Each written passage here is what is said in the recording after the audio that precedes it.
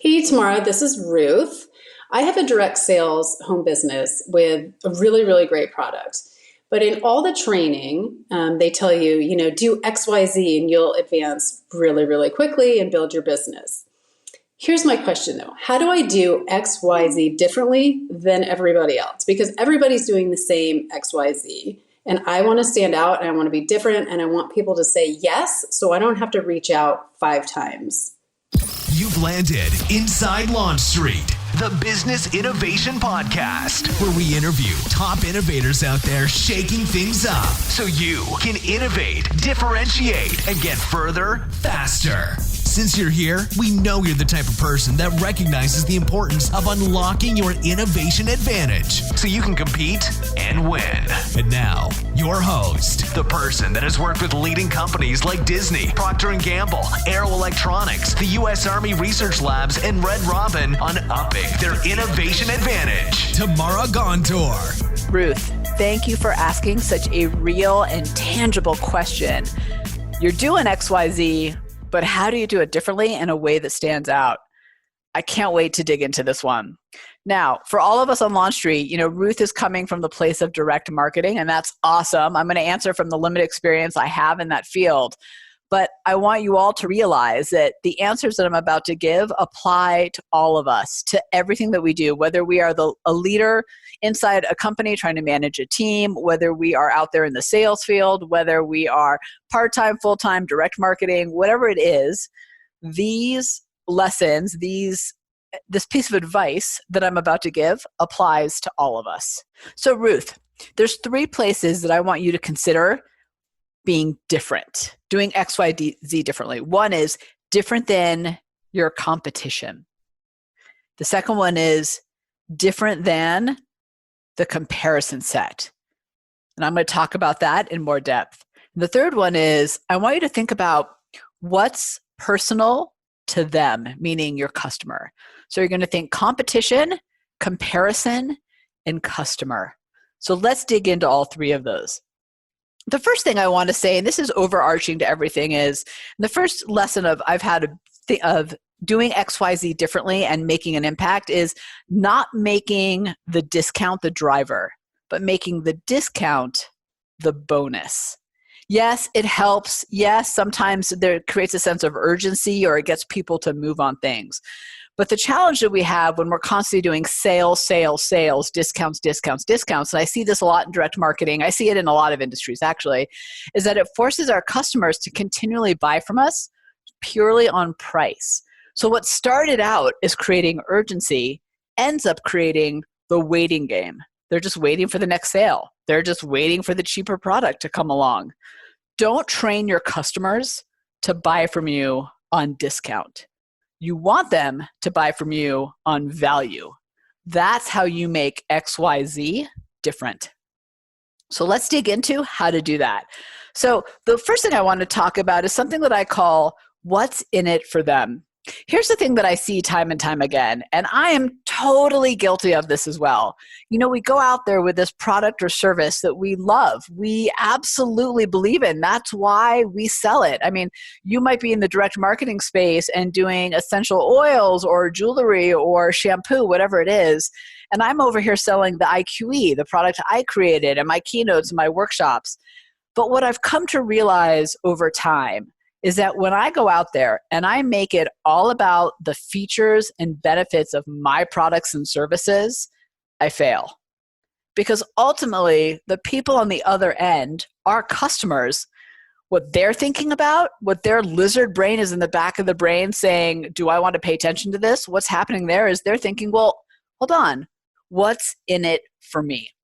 So I'm just going to say that this is a shampoo conditioner. Let's say it's a hair care line, right? That's what we're talking about here. That's the product that you're selling. So the mistake would be to talk about the product's features and benefits, the ingredients it does or doesn't have inside of it. Maybe it's all natural. The cost of the product. Just talk about don't make discount the driver. You talk about how you don't have to use that much, or you're talking about how it makes your, it's got ingredients to make your hair smooth. That's all great. But at the end of the day, that's very product focused. That's not what's in it for them. So your customer has this little voice in their head going, what's in it for me? What's in it for me? Okay, great that it's got all natural ingredients and it can be delivered to my doorstep, and I'm making this up as I go, obviously, and it makes my hair shiny. But ultimately, what does that do for me? So what I like to do is ask myself 3 questions to figure that out. So if I start with my product and I say, okay, I have this shampoo and it has all natural ingredients. Well, why does my customer care? Well, they care because they don't want to put toxins in their body. Well, why does that matter to them? Well, that matters to them because it makes them feel good about the choices that they make. Well, why does that matter to them? Well, that matters to them because they want to show the world that they are a clean and free customer. I don't know if the language I'm using is right, but you get the point. When you think about your product and service, I want you to get to what's in it for them by asking 3 questions. You might get to, it's actually not about the product. So actually, let me say this differently. So the product makes your hair incredibly lustrous. Well, that's great, but so do a lot of other products. So why does this really matter? Well, having a product that makes my hair so like shiny, silky smooth, I then don't have to go to the salon. So that means I get time and I get money back. Or maybe in having a product that makes my hair just so amazing, makes me feel like I'm pampering myself. Maybe it makes me feel like I'm just, doing something special, a treat for myself. Maybe it allows me to feel glamorous without having to do the cost and money of real glamour. Those are all the things that are the underlying what's in it for me. So that's the thing I want you to think about. Now, I know in direct marketing, you have market partners or people who kind of are down the line who sell stuff from you. And for them, like, yes, okay, you have this product, you can sell this product, it's an amazing product, but maybe the what's in it for them is an opportunity for financial freedom. Maybe as you come to ask those 3 questions and when you get to know them, you'll discover that it's not financial freedom. That's the obvious one. Maybe it's community or simply feeling relevant in their lives. Maybe they haven't worked in a little while and this makes them feel up to date, like they're doing something. But I think you see where I'm heading with all this. We could start with all the features and benefits of the product. How many times have we gone out and done that and said, this product is amazing, it does this and this and it does this, and oh my God, you're gonna love it. And that's the activity we're supposed to do. Ruth, that's the XYZ you talked about. But the reason we're not connecting with our customers is because we're not speaking in a language that's what they want out of it. And I bet, Ruth, for you, if you thought back, you would come to a place where you realize, hey, I did this because of what's in it for me. And yes, I believe in the product and that's great and it does all these things, but the what's in it for me goes far beyond that. Maybe that's what got to the place of financial freedom. Well, maybe that's what got you to the place of connecting with other people in your work. So think very deeply about what's in it for them. When you engage with a new customer, regardless if you're selling directly to them or signing them up on your team, really dig into what's in it for them when they say they want to do this. Don't take the surface answer. And do this exercise on paper when you think about who you want to go after and why they want it. And start playing with that language with your customers. You will find that it'll come out because when you have that answer right, their eyes will light up. And what's in it for them, when you get to that place, that's what makes your XYZ statements, all that activity that you're doing, actually stand out, resonate, and work. I'll tell you on my business, so for the IQE, the innovation assessment that we have, and that tells you your everyday innovator style. Every person is unique. And it's super cool because it tells you what I would like to say is your competitive advantage. It tells you your natural innovation strengths. That's all great. That's very product, feature, and benefit language. But when I started playing with language that was more what's in it for them based, that's when I started getting results. I say things like, it gives you the competitive advantage when you understand how you innovate. You can use it to do more with less. Knowing how you innovate helps you stay relevant in fast-changing, complex times. Do you see the difference in the language? I could say you can take the assessment in 5 minutes and you'll know your innovator style. That's great. That is what it does. But that's not what resonates and makes what I do stand out differently from the competition. What's in it for them? The next one I want to talk about is obvious, but so important. And that is simply think up every time about what opportunities do you have to surprise and delight your customers. regardless of where they are. How do you surprise and delight them? And here's what I'll say about this. Traditional marketing materials, typical samples, a lot of that is more of the same. So I want you to think about the things in your life that surprise and delight you. Say, how can I do that for the people that I'm serving? How do I do something that stands out a little bit? I get, particularly, let's say, and again, I'm just using the shampoo as the example for me, or conditioner, whatever it is. I get that, samples matter and like giving people brochures matters, but can you deliver it in a unique way? I have this client that's in healthcare, and they created an old school, God, what were those things called? They were red. You put the little pictures in them. Viewfinder, right? They created an old school viewfinder. They would flatten and mail people so people could see their properties. So instead of just sending them online, because everybody needed to see the properties, and you could send them to the website, but instead of doing that, they did something innovative, which helped them stand out from the competition. They surprised and delighted. And the minute that came in the mail, I was so excited to play with it. And I'm not even really their customer. So imagine if I were a potential customer that's interested in what they have to offer, but I deliver it to them in a unique way. Can you take those samples and wrap them up in a way that's unique? Can you do something with them that makes them stand out when they stick them in the shower or on their counter or whatever your product is? You get the point. I want you to think about how to surprise and delight. Once we start to think about that, it's really not that hard. One of the things that we do for the IQE is you get the report, you're getting a report about yourself, but then we surprise and delight you with a video, custom video that's all about you as well. You're not expecting it. You didn't even necessarily pay for it. It's a little thing that we can do to make you go, oh my gosh, more about me. This is so exciting, right? How do you surprise and delight? The next one is all about that comparison difference I mentioned in the beginning. Here's what I want you to think about. Compete against the real enemy.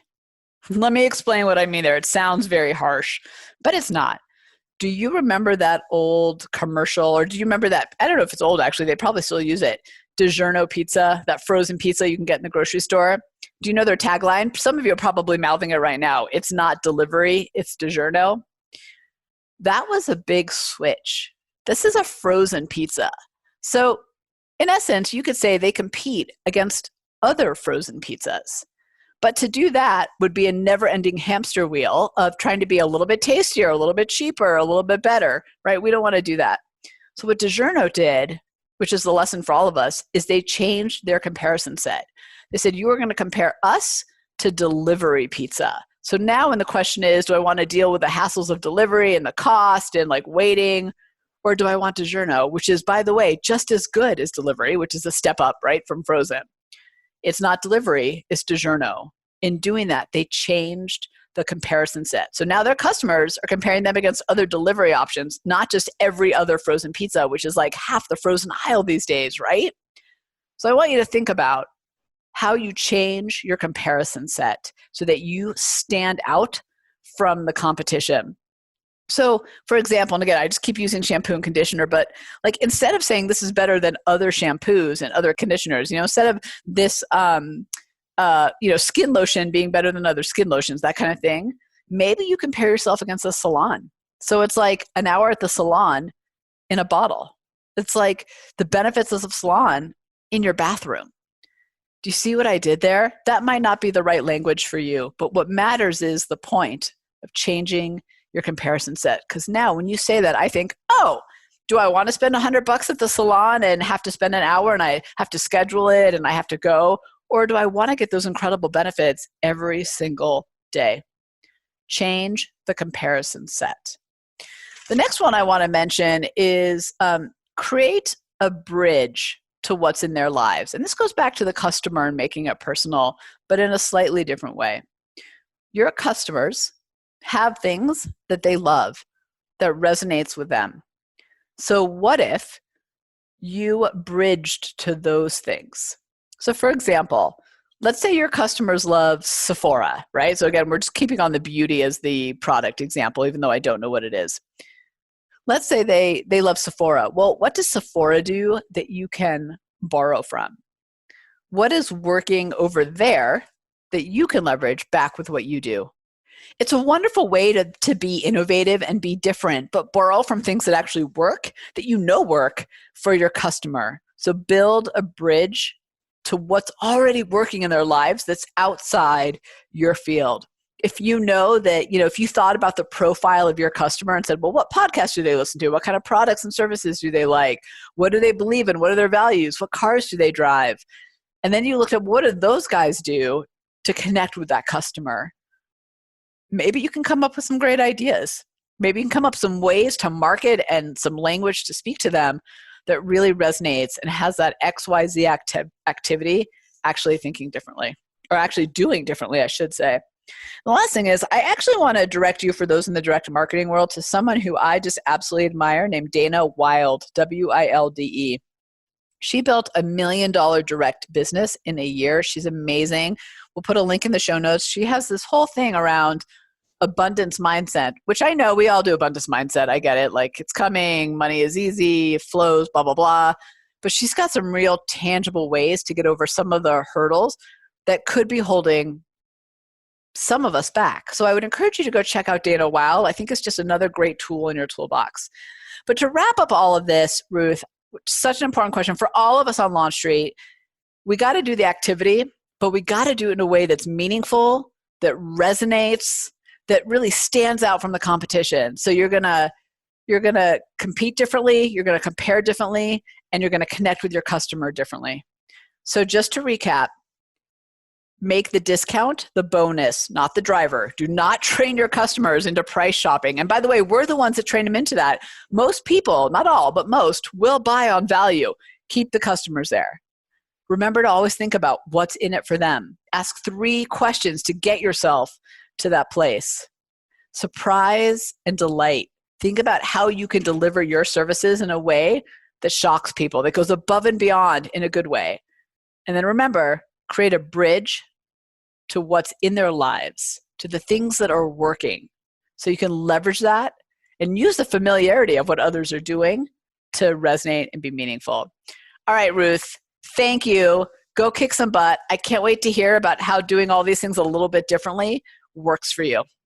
Thanks for hanging with us on Inside Launch Street. If you know someone that is truly ready to unlock their innovation advantage, have them join you on Launch Street. Discover your innovation advantage. Build a team of high-performing innovators and ignite ideas and solutions that create massive impact. GOTO, launchstreet.com. Remember, innovators, if you don't take the leap, somebody else will.